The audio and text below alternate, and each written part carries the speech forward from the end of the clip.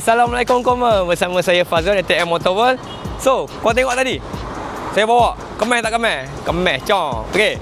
So, yang ini kita ada 2 biji brand daripada Honda. Kita ada ADV 350. Okey.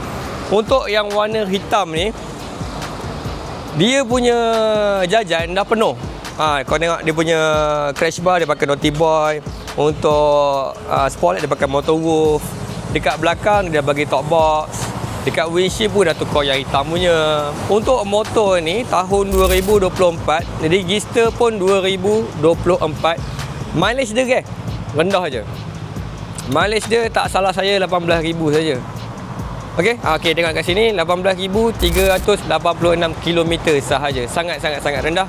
Jadi, untuk motor ni saya jual, saya bagi tahu nanti. Dia teruskan yang ini. Okey.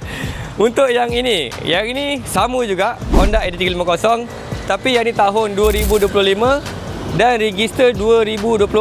Bermakna motor ni ialah version 2, yang ni adalah version 1.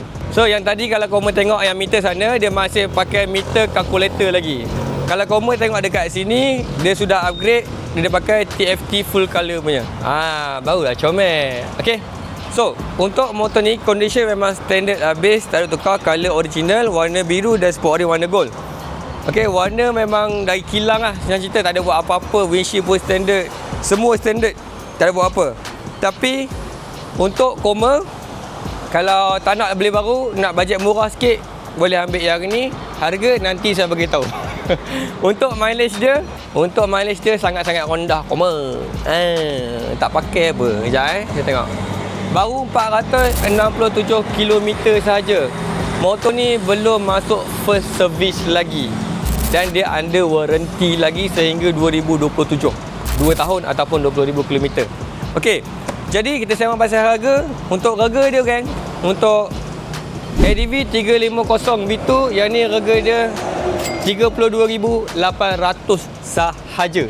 Dan yang ini version 1 punya tahun 2024, kami jual dengan harga 28,800 sahaja. Jadi kalau Koma berminat, kalau ada motor yang nak trade-in ADV 150, nak upgrade 350, boleh, kita orang terima je. Sebelum teman tu lupa, yang ni upper belakang dia lah. Belakang dia memang nampak simple, tapi dia premium. Okey. Kalau yang ni belah sini dia dah pakai box upper ni lah. Kalau muka dia dah pakai box. Okey.